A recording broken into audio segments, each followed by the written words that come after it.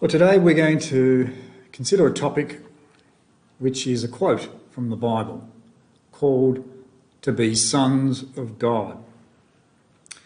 The Bible is made up of many books. It's made up of chronicles. It's made up of records. It's made up of gospel accounts. It's made up of letters. And today's title comes from one letter, from the first letter of John in chapter 3. Which we'll look at later. The quotes that I use today, if you are familiar with using different versions of the Bible, will be the New King James Version. And it's a little bit different to our title. It uses the term children. But we'll talk a little bit more about sons of God a little later. But regardless of that version being titled children of God instead of sons of God, one thing is clear. This is a reference to a relationship to God as a parent. Have you ever stopped to contemplate God? As in the idea of God? I suppose a general consensus view might be to think of God, or a God, as a creative force. Something that brings about something. Some splice out God to be in multiples. The Trinity is an example of conceptualising God outside of a singular form. Some consider more and multitudinous gods. God of good, God of evil, God of sustenance, God of destruction, God of fertility, God of mischief, God of the sun, God of the moon. The belief of many gods is termed polytheism, many deities. God as a single supreme being held as a belief is termed monotheism. Overall, God is considered a creative force, that which enables, brings about. I share with you that I hold God to be a single supreme being. What, as a writer in the Bible, described to the ancient Greeks thousands of years ago in this way in Acts chapter 17, a Bible book, from verse 27 to 28, that writer, Paul, described God as Him in whom we live, move, and have our being. Considering we exist, is it not reasonable to wonder what relationship might be intended by a creator of a creature such as ourselves, who can hold conversations around such things as creatures, creator, God, and existence, of thoughts not only of the present, but of the past, stretching back far enough to be considered history,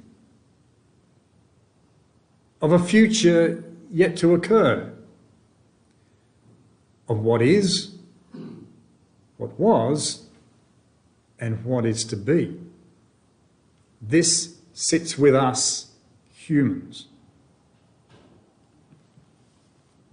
Paul, the writer of Acts, had this to say to those that were listening, who held beliefs in many gods. He said so that they should seek the Lord, a reference to one God, in the hope that they might grope for and find him, though he's not far from each one of us. For in him we live and move and have our being, as also some of your own prophets have said, for we are also his offspring.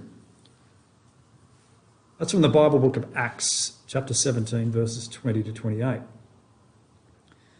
For such a creature that can discuss their very existence makes us a higher form to that of other life forms, who are dominated by just eking out an existence.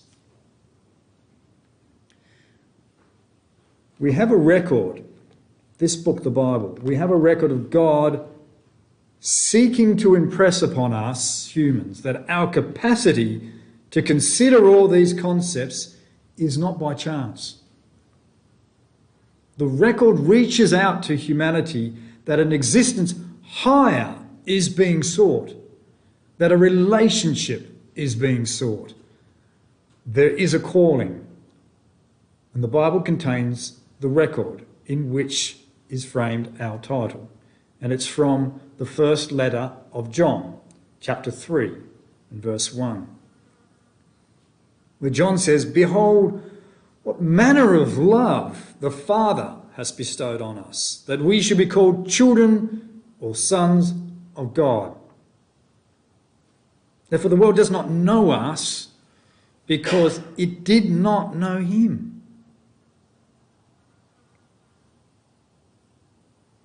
That's a revelation of divine intent, that God is seeking a relationship of a father to a son. And in the original it does refer to son, but it's simply conveying the concept that the son will carry forth and continue the industry, the work of a father. So there's something about the relationship that transforms the son to represent the father. It also reveals that this is a relationship sought.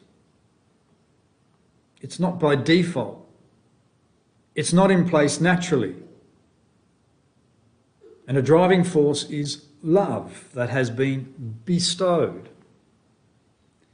It demonstrates more intimacy, a knowing of those called, and a response to this love, bringing the relationship closer. Such is this knowledge that, having developed, changes who they are, creates a separateness to others not having this knowledge, leaving them without a relationship with God.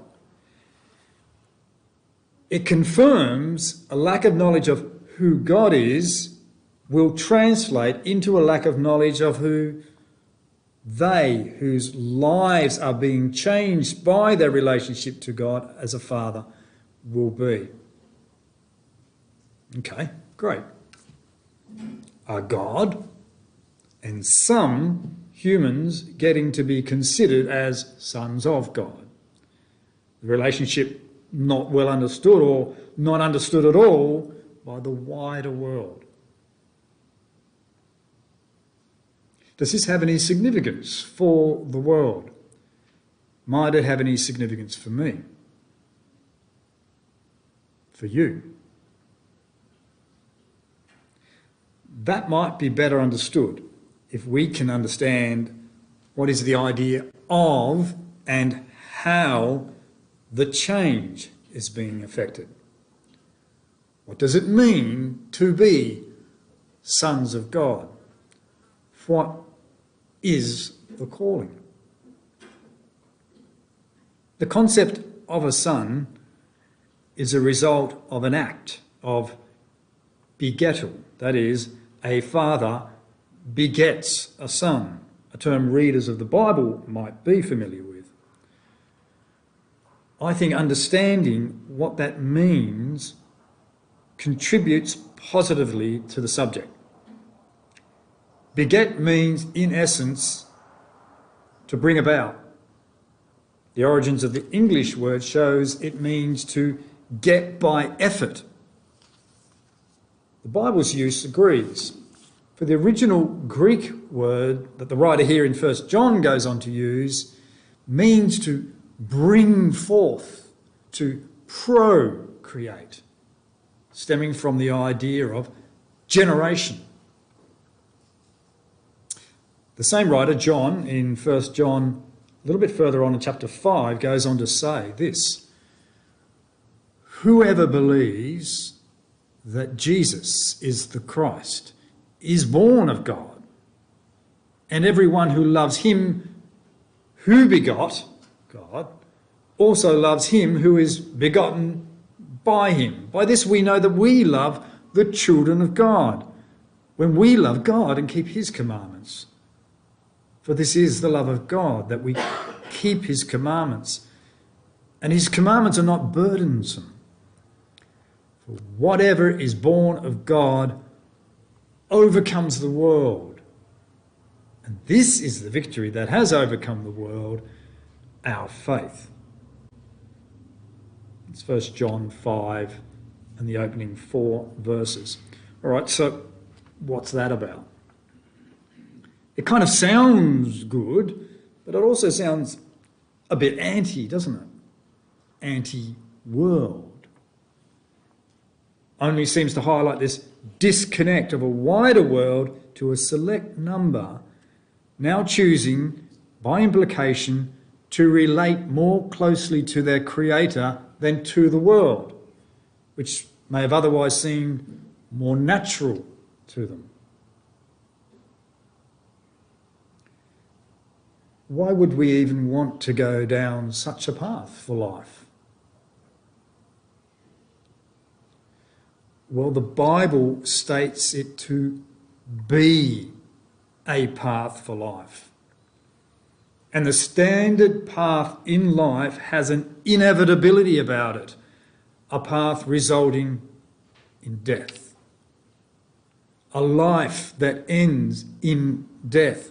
Not an interruption of death, but ends in death. Like all other forms of life around us. Their form finishes with their elements taken up to feed into others. This inevitability God calls for people to be saved from, protected, covered over, as it were. The writer here again in 1 John confirms this, and he markets to us how it is to be effected. In the previous chapter, 1 John 4, he has this to say in verse 10. And this is love, not that we love God, but that he loved us and sent his Son to be the propitiation, that is the covering for our sins. 1 John 4 verse 10.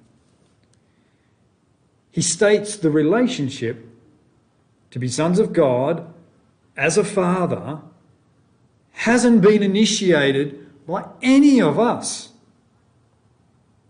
That it hasn't been us, any of us, to reach in love for God. It has been an act of God in love for us to respond to.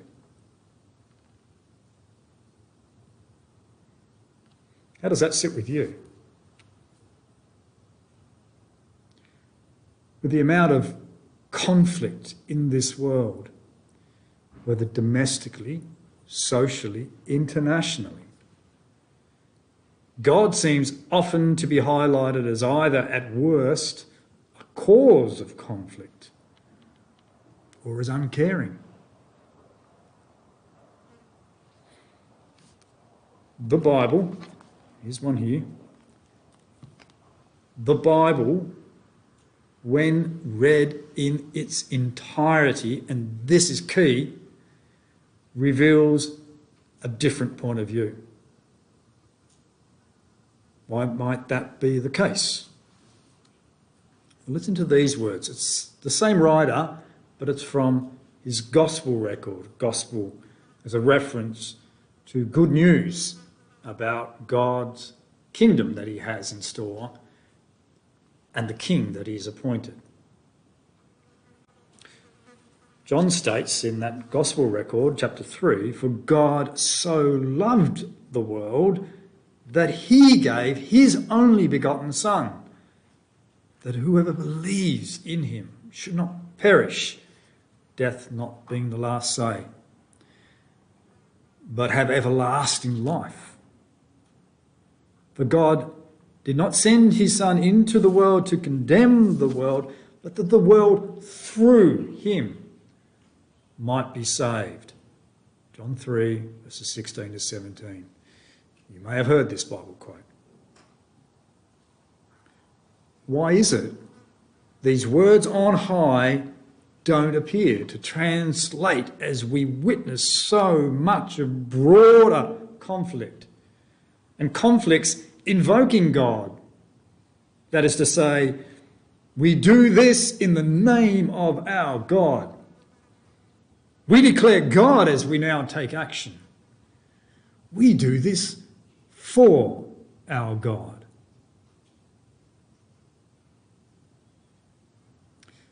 But understanding and interpreting God's will is not left to our own conclusions, not based on our own personality and background experiences. Rather, it is a God who has spelled it out in this book known widely as the Bible. And it relates to where we are naturally without God. That is part of the wider world, a world in so much conflict, turmoil, and continual hatred against love. Here John outlines this back in his first letter, in 1 John chapter 2 and verse 15. Do not love the world or the things in the world. If anyone loves the world, the love of the Father is not in him. For all that is in the world, the lust of the flesh, the lust of the eyes, and the pride of life is not of the Father, but is of the world. 1 John 2, verses 15 to 16. If you take a moment just to reflect on that statement, you might come to realise this idea of the world is not separate to who we are naturally. This is not a separate thing, not a separate entity to me or to you. What constitutes the world, as defined here in the Bible, are these three defining aspects: lust of flesh, lust of eyes, pride of life. It's not describing an entity separate from ourselves. These are the natural driving forces within each of us. They are our core operating system, if you will. Can we see what is being termed of the world is really a synonym for us as humans? This is our natural state, and it falls short of where God has desired us to be. God is more. God desires more of us. But to level up, so to speak, to become this closer relationship of the creature to the Creator is a calling by God, an extension of love from God to us.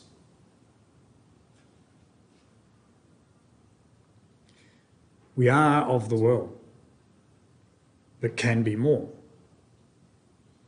To be sons of God is a response to a call of love that involves a means by which we can rise to something more than we are naturally.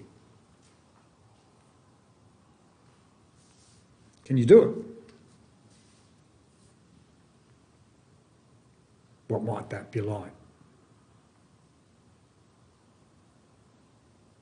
Might it be that we have no more pride in life?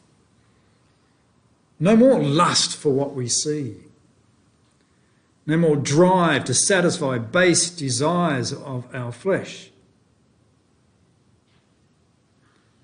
This is kind of crucial to get our head around this bit. Let's not deceive ourselves. Doing so is what gets us into so much conflict and is what has brought the idea of God being increasingly in disrepute around the world. Not him, us. What John outlines of the world, these are the defining characteristics of what we are. So let's not make the mistake, and I have made that mistake, of fooling ourselves to think, yeah, I got this. This is what's asked of me. Yeah, I can do that. I want that. A self-belief that we can, of ourselves, attain righteousness. Not the case. Not achievable. Not going to happen. The Creator knows better, knows best, knows us through.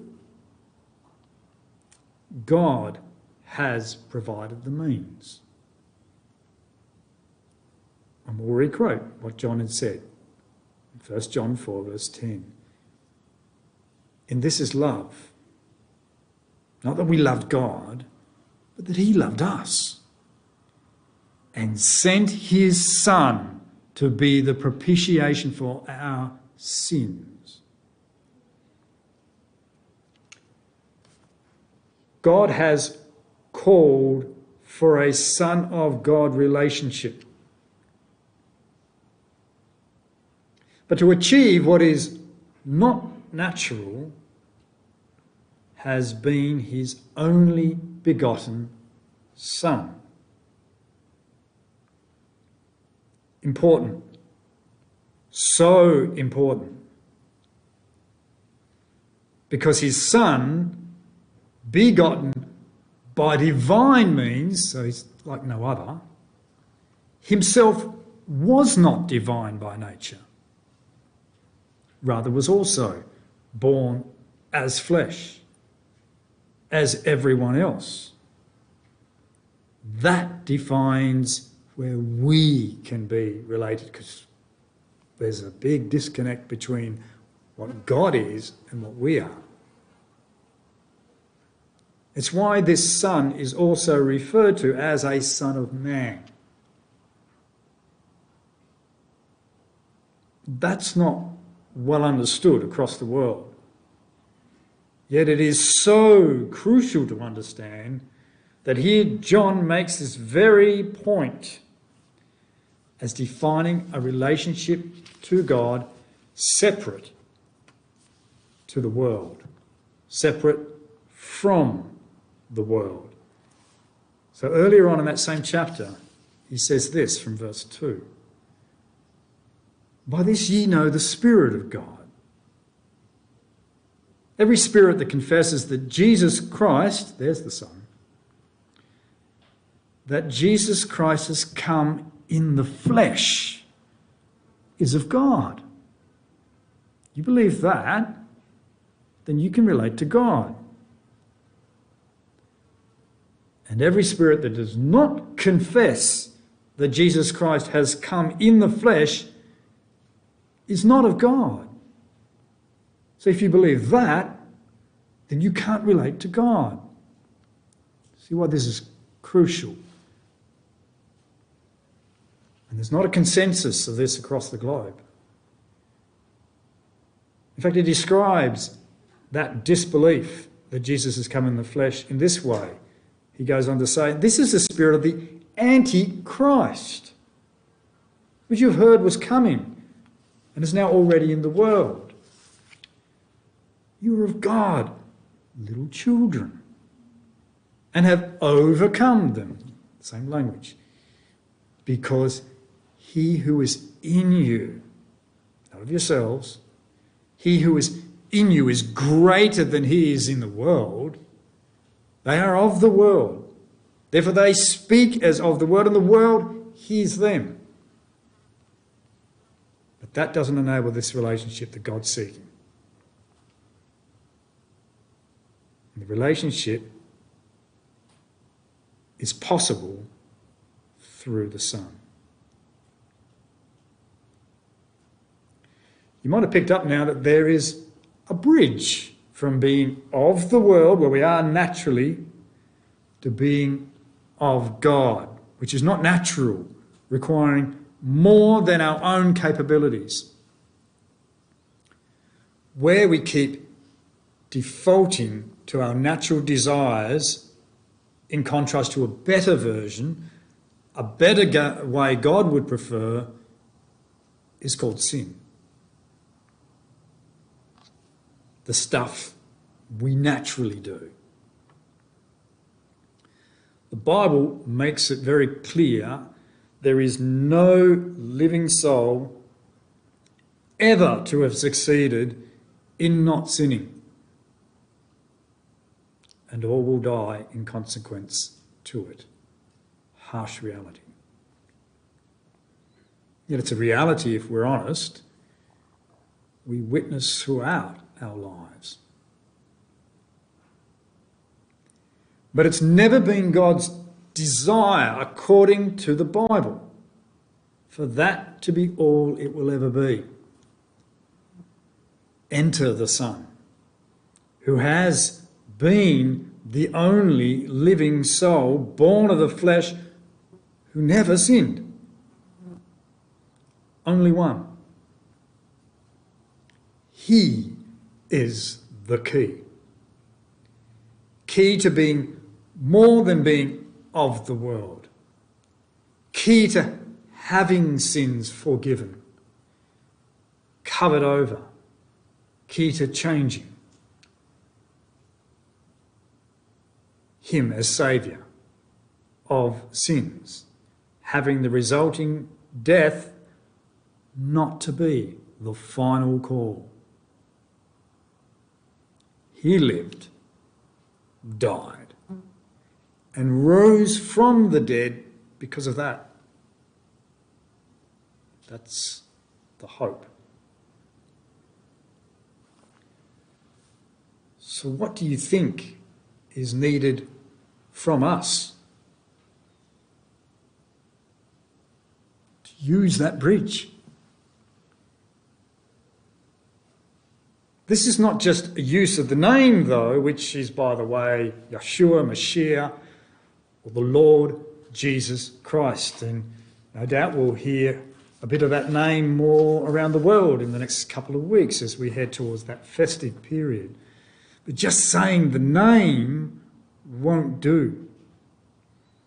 It's not just some incantation and bringing about some magic. It's looking to him and following his example, realising he is the template of what brings honour and glory to God. Realising we need his lordship, which translates to his leadership in ruling over sin. What is being asked of God is to cross that bridge. Be a disciple of his Son. That being more than of the world is an achievable thing by being related to the first Son, with him as Lord of the fight that we do have, be honest, against sin. I want to finish with the words of another writer of letters in the Bible, one we've heard from a little earlier, Paul. It's from his first letter to the Corinthians in chapter 15. He states a reality. But now is Christ, risen from the dead, has become the first fruits of those who have fallen asleep, those who have related to God, died, but not to be ended in death, not the final call. For since by man came death, by man also came the resurrection of the dead. He goes on to describe that a little bit more clearly. For as in the very first man, Adam, all die, even so in Christ. So the need to relate, to be there. In Christ shall all be made alive, but each one in his own order. Christ the first fruits. And as he opened up, that's already happened. Afterward, those that are Christ's at his coming. There's a reference to the gospel again of the kingdom to come of God and the appointed king. Then comes the end, when he, this king, Jesus, delivers the kingdom to God the Father, when he has put an end to all rule and all authority and all power, for he must reign till he has put all enemies under his feet. The last enemy that will be destroyed is death. That's unknown to us. It's not the reality that we see now, but it is a reality that God has said is to come. Our opportunity is to relate to that hope of what is to come through his Son. 1 Corinthians 15, 20 to 26. Yes, I encourage you to question. Yes, I encourage you to challenge. But don't leave yourself short by not reading all this book to better inform yourself around what it really is that a creator, God, has really been up to and what he is reaching out for us to respond to. Thank you for your attention.